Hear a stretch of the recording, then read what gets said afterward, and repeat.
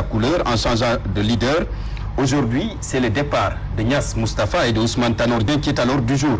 Mais ce qui est bizarre dans tout cela, Pierre, est que on a comme l'impression que ce sont, en tout cas, on assiste plutôt à une succession de dinosaures, pas de dinosaures, plutôt de vétérans à la tête de nos partis politiques.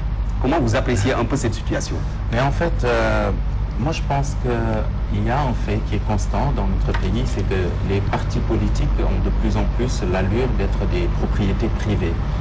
Et c'est en ce sens qu'il est très difficile justement de faire changer les secrétaires généraux de partis, dans la mesure où qui a l'argent a le pouvoir. Et donc il n'y a pas une réelle dynamique démocratique. C'est pour ça que quand j'entends nos dirigeants parler de démocratie, ça me fait rigoler.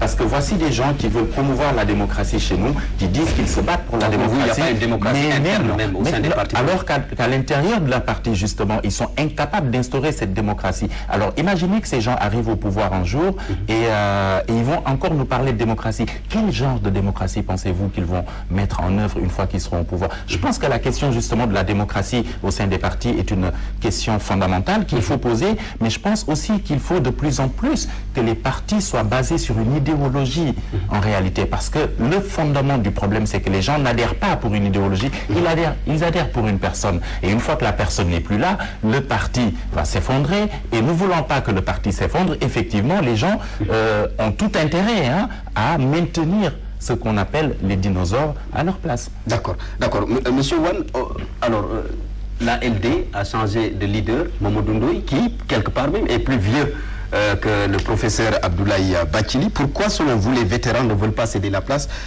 aux jeunes? Est-ce lié quelque part à un manque d'expérience politique des jeunes, à un manque de confiance, ou alors, quelque part, c'est tout simplement un refus de vouloir perdre certains intérêts?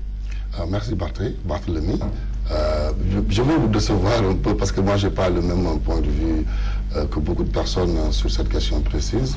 Moi, je ne crois pas à l'internat générationnel, entre guillemets. C'est un terme qui est très utilisé actuellement au Sénégal surtout.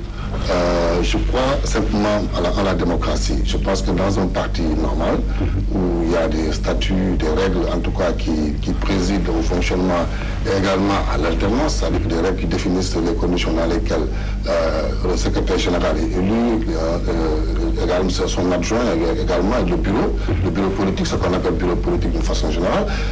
S'il y a ces règles qui sont bien claires et bien comprises par les militants et les responsables, si ces règles sont bien appliquées, je pense que... Mais quelque part, on voit même des militants qui réclament l'organisation, la tenue d'un congrès, ne serait-ce que pour changer un peu les instances du parti. Oui, mais parce que vous avez cité l'exemple de la LD. Moi, je parle de la LD, je parle du PIT. Ce sont deux partis que je connais très bien. Je sais que ce qui s'est passé au niveau du PIT, c'est que les gens sont allés en congrès et démocratiquement, les militants ont porté leur choix sur Maguette Thiam. Donc, bon, je ne dis pas qu'il n'y a pas de jeunes au niveau du PIT. Je pense qu'il y en avait un qui était même pressenti pour la direction de ce poste, mais il n'est pas passé, il a été battu démocratiquement. Est-ce que ça pose problème? Ça, c'est une question. Bathily, il s'en va pour des raisons qui lui sont propres. Il décide de quitter la direction de la LDMPT. Il y a Mamadou Ndoye qui est choisi par la grande majorité des militants. Aussi, il est plus âgé que... Oui, mais il est plus âgé. Mais s'il ne décide pas d'aller à la retraite, et s'il décide d'aller en compétition, c'est comme si vous me dites que Bill, comment il s'appelle encore, le président américain qui a fait la guerre en Irak, George Bush, n'avait pas, George Bush père déjà qui était assez âgé, et le fils également qui est venu à un âge très avancé, n'avait pas le droit de diriger les États-Unis d'Amérique, ou vous me dites, Ahmed Abdallah n'avait pas le droit de se présenter en 2000, 70 ans passés. Donc ça, c'est des questions. Et moi, je ne crois pas trop à l'alternance générationnelle. Je ne crois pas trop à l'expérience, à une démocratie au sein même des... Moi, je crois à la démocratie. Et puis, je ne suis pas sûr, je vais terminer peut-être par ce point-là, je ne suis pas sûr que les jeunes soient plus compétents et plus sérieux que les vieux. Parce que moi, je fréquente beaucoup, j'ai beaucoup plus d'amis vieux d'ailleurs, je me reproche que jeunes. Mais quand je discute avec eux, on sent quand même qu'ils ont un potentiel éthique beaucoup plus développé, beaucoup mieux assis que les jeunes. Mais regardez dans les partis, qui est jeune dans les partis? Regardez au PDS. Prenez par exemple juste le cas du PDS pour épuiser ce sujet-là. Qui est jeune? Bon, vous avez Alousso, Modou Diagne Fada, et d'ailleurs le Vous pensez qu'ils ne sont pas capables de diriger le PDS? Non, je dis pas cela, mais est-ce qu'ils ont les ressorts aujourd'hui sur le plan politique, sur le plan intellectuel, sur le plan... Tout ça, c'est des questions que sur le plan financier, par exemple. Sur le plan financier, moi, je ne sais pas, moi, si c'est le point le plus important, mais est-ce qu'ils ont assez de ressources pour pouvoir diriger ces partis-là? Et également, qui est jeune?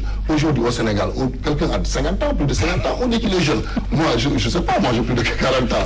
Bon, je ne sais pas qui est jeune et qui n'est pas. Il faut alors, Pierre Ahmed Ba, si on cite par exemple le cas de l'AFP et du Parti Socialiste, Ousmane Tanor Dieng, Moustapha Niasse, qui sont toujours secrétaires généraux de leur formation de leur formation politique. Alors, si on prend le cas de Ousmane Tanor Dieng, lui pratiquement il a perdu toutes ses élections depuis qu'il occupe ce poste-là. Est-ce que le cas du PS sera facile à trancher? Oui, mais je pense que s'il y a un véritable parti dans ce pays, c'est le Parti Socialiste, qui fonctionne convenablement, qui a un règlement intérieur qui fonctionne convenablement, qui a été bien pensé, effectivement avec des instances régulières. Et je pense que le cas du PS est assez symptomatique. Pourquoi le cas du PS est symptomatique? Parce que voici un parti qui est un très grand parti, qui a vraiment un mécanisme de parti qui est assez représentatif, qui est présenté partout sur l'ensemble du territoire, mais qui a du mal justement à se renouveler, qui a même une école du parti, qui organise ses universités d'été, mais vraiment le parti, quoi, c'est le PS, mais il y a malgré quelque tout, chose, malgré tout ça ne marche pas. Alors où se situe le problème? Est-ce que les militants eux-mêmes, parce qu'aujourd'hui on est en train de discuter sur la nécessité ou la non-nécessité d'ailleurs de renouveler les instances du parti, mais est-ce que c'est prévu? Est-ce qu'on va vers des échéances au sein du parti? Est-ce que les membres du parti, parce que moi je ne suis pas du Parti Socialiste, mais est-ce que les socialistes eux-mêmes ont émis le souhait justement de changer de secrétaire général? Il y a ces questions-là qui sont des questions préalables, justement. Maintenant, s'il y a tiraillement, là on peut discuter sur la nécessité de changer de génération, etc., etc. Mais comme il l'a si bien dit tout à l'heure, je pense que la question de la génération est un fourre-tout. Premièrement, et que deuxièmement, je pense que nous avons aussi été trop habitués à voir ces personnes-là. Je pense que depuis que nous sommes nés, pour nous qui sommes jeunes, je l'ai venu parce qu'on a comme l'impression que depuis les indépendances, ce sont les mêmes têtes qui viennent parler aux électeurs et avec pratiquement le même discours. Est-ce que quelque part, ce n'est pas ce qui justifie un peu ce désaveu entre la population et nos leaders? Je laisse la parole. Non, mais si les jeunes ne sont pas capables, en mesure de s'imposer, d'imposer un leadership crédible à l'opinion, de telle sorte qu'une grande majorité de la population puisse s'identifier à un jeune politique ou c'est pas seulement la politique d'ailleurs, dans l'économie, mais si les jeunes ne sont pas capables de percer en politique, je ne pense pas que ce soit simplement la faute aux vieux, entre guillemets, parce que là on est en train de caricaturer. Mais ce n'est pas la faute, c'est également la faute peut-être aux jeunes. C'est-à-dire qu'il faut que les jeunes apprennent aussi à se battre dans ce pays, parce que ce que l'on observe... Mais est-ce qu'ils ne se sont pas longtemps battus, les jeunes? On les voit tout le temps devant les combats. Oui, mais moi j'ai vu quelques jeunes au niveau dans Y'en a marre. Oui, c'est un mouvement intéressant. Au sein du M23, pour le départ de Wade, ils étaient là, présents. Mais en termes de capacité de structuration, moi je pense qu'il y a un travail à faire. Et d'organisation, de vision, d'essayer de construire quelque chose qui puisse durer. Ça c'est un problème. Et on a un sérieux problème également à d'autres niveaux. C'est pas seulement, je pense qu'il faut dépasser le cadre politique pour poser le problème de la jeunesse sur un plan social, sociologique. Qu'est-ce qui fait qu'aujourd'hui les jeunes Sénégalais, quand ils vont à l'étranger, ils sont très performants, ils se battent bien, mais quand ils sont ici, il n'y a pas, on les sent pas trop. Il n'y a pas une bonne, je sais pas moi, éthique de la transpiration, si je peux l'expliquer ici. Nos jeunes sont, excuse-moi, c'est paresseux.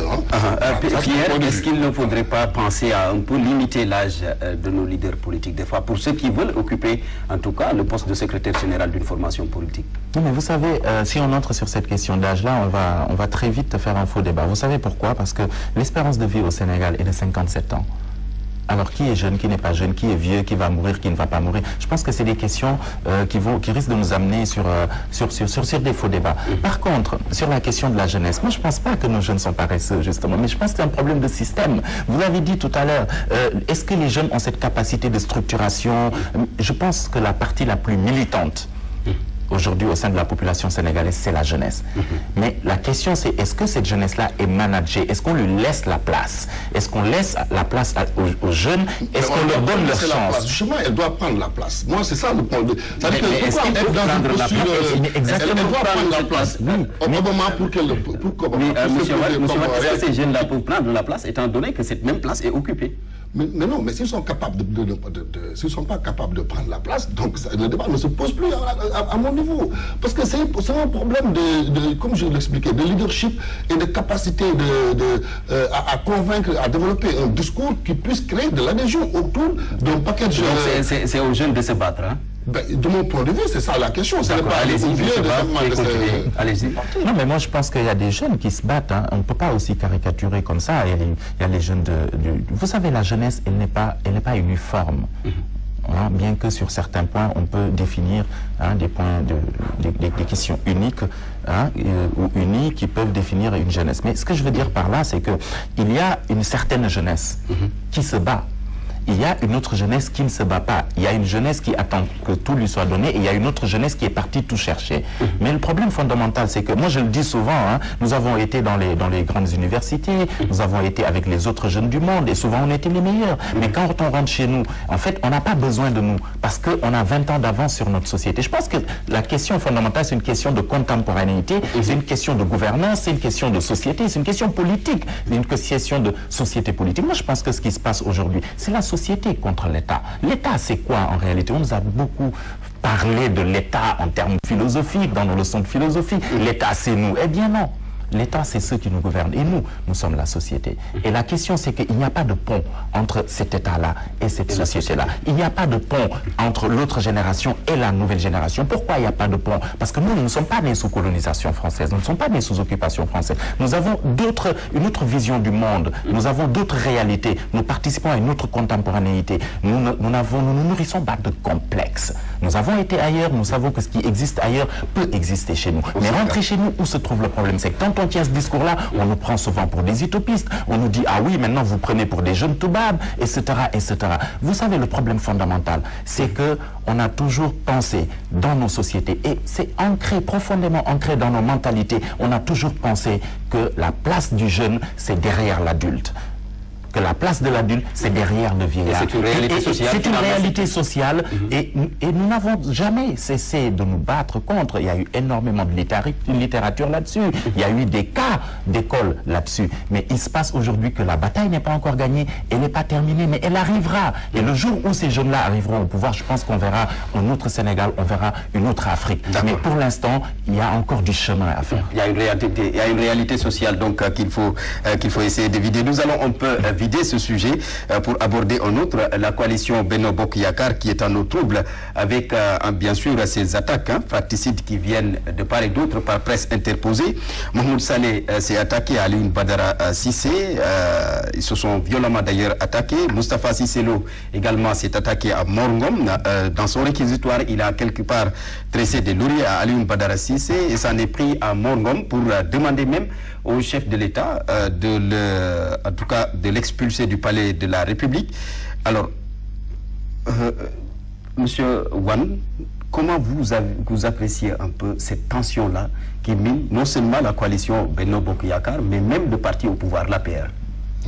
Merci.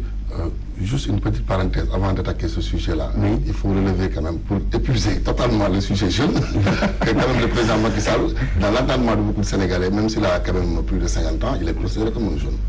Et que Karim Wade, quand même, a été le numéro 2, enfin je dirais même le numéro 1, parce qu'il dirigeait ce pays-là. Il a quand même, il a été là pendant très longtemps et on a vu quand même le résultat aujourd'hui, il est à la maison centrale de D'accord. Voilà. Macky Sall, donc, Macky Sall, le jeune, le premier président né après les indépendances. Voilà. Et ça, c'est pour parler aussi de ce que les jeunes peuvent faire en mal aussi, quoi. Que c'est pas parce qu'on est jeune qu'on est forcément... Bien sûr. Voilà. Donc pour parler de cette question, de mon point de vue, Benno Bokk Yakaar, je crois que c'est tout à fait normal qu'il y ait du mouvement à l'intérieur de cette coalition, qu'il y ait des ambitions qui se déclarent. Jusqu'à s'attaquer verbalement.